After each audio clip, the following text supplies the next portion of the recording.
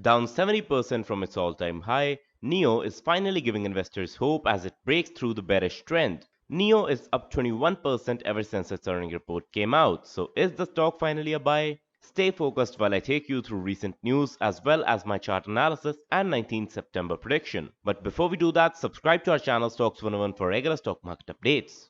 First up, NIO is Wall Street's favorite EV stock as 8 out of 9 analysts have given it a buy rating with the average target being $31. Adding to this, the Deutsche Bank has also picked NIO as the top Chinese EV stock as it continues to get good sales for previous models as well, indicating stable growth.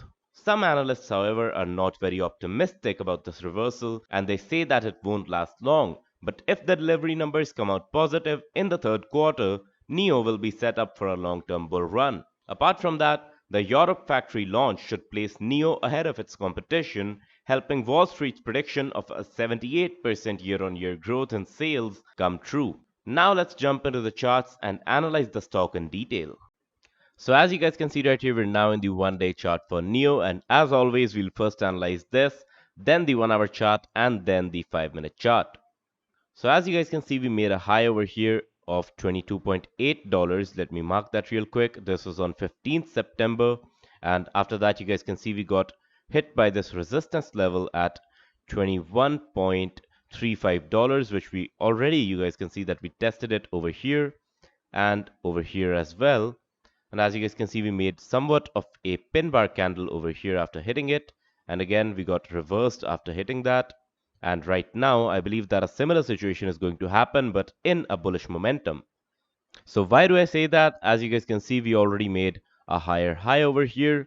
But at the same time, we made a lower low as well. We made a lot of lower lows. So that means that the volatility of the stock is increasing.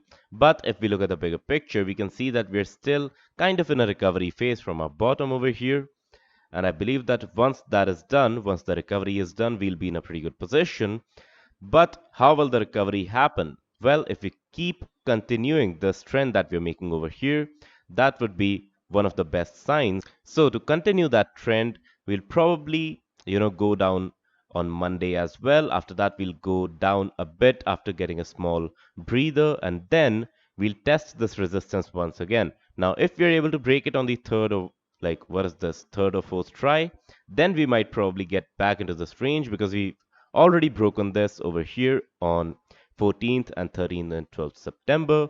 As you guys already know that 12th September was a pretty bad day for Nasdaq, but the NIO stock still went up. My prediction for the stock is that it will, as I already told you guys, hover over here for some time, then get back into this range. Then we'll probably test this resistance once again that we tested over here. And once we break it, we'll be up for the $25 range. And you guys already know that $25 is a psychological resistance. So I believe that $25 would probably be our target for October, I would say, right? We're probably, on the way to hit that. And once we hit that, I believe that we'll have it broken by November. And once that is broken, I believe that a good price target for NIO, in my opinion, would be $27 by the end of this year. And it would indicate somewhat of a, let's see, that's about a 30%, 34% rise from the current price, which is pretty far off from the Bank of America analysis, which states a price target of, I guess, $31. But that's the long-term prediction. And now let's quickly get into the 1-hour chart to analyze some swing trades. So as you guys can see right here, we're now in the 1-hour chart, and right off the bat, you guys can see that we're being supported very strongly at the $20 level, which is obviously a psychological support. If you ask me about this situation from 12th to 16th September, well, I would say that it was an inflate and deflate situation, not exactly a pullback, because if it were a pullback, it would look somewhat like this. The stock would go up and go up and go up, and then we would get a pullback, but it would not touch the same level that it started from, right? So this, as you guys can see, we went from 20 to 20. So this is not exactly a good sign for the stock, but that's only for the short term. If we look at the resistance levels, we can see that, well, first of all, this was the high that we made. I already told you guys, but on the short term, we were being resisted by this level as well over here on 13th September.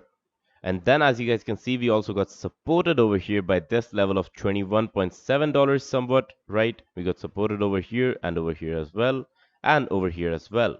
The next support is probably somewhere around here, around $21.3. We got supported here, here, and well, there's no more support, right? There was a resistance over here, it turned into a support.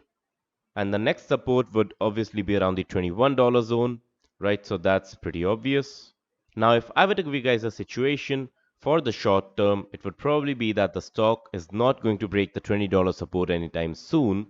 And even if it does, it would probably recover, but I hardly doubt that it would break it in the short term.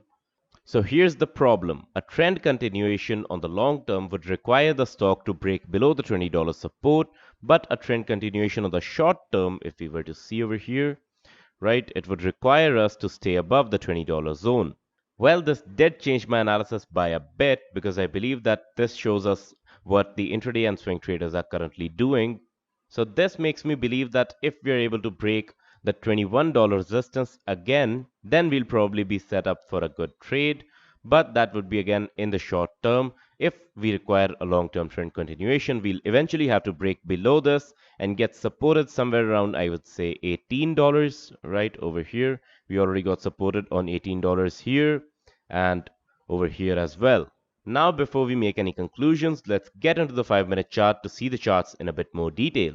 So as you guys can see right here, we're now in the 5-minute chart, and right off the bat, you guys can see that the 16th September market was rather bearish, and it was a pretty defined bearish trend as well, as you guys can see over here. And I believe that Monday would probably be in a gap down, and that is the only situation that can break the $20 support. If we get into more detail, we can see that over here, we did test the $20 support about 1, 2, 3, and 4 and 5 times. So that's like 5 or 6 times.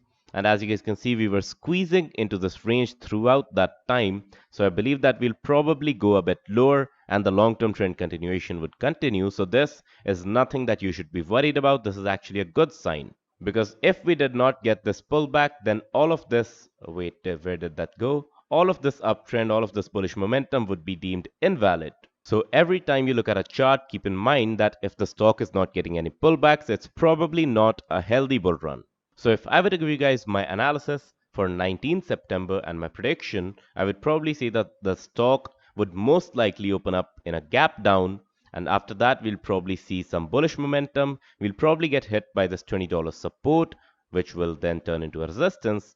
And if we are able to break it, that's great. If not, then we'll probably retest it after being bounced off by the 19.7 or $6 zones.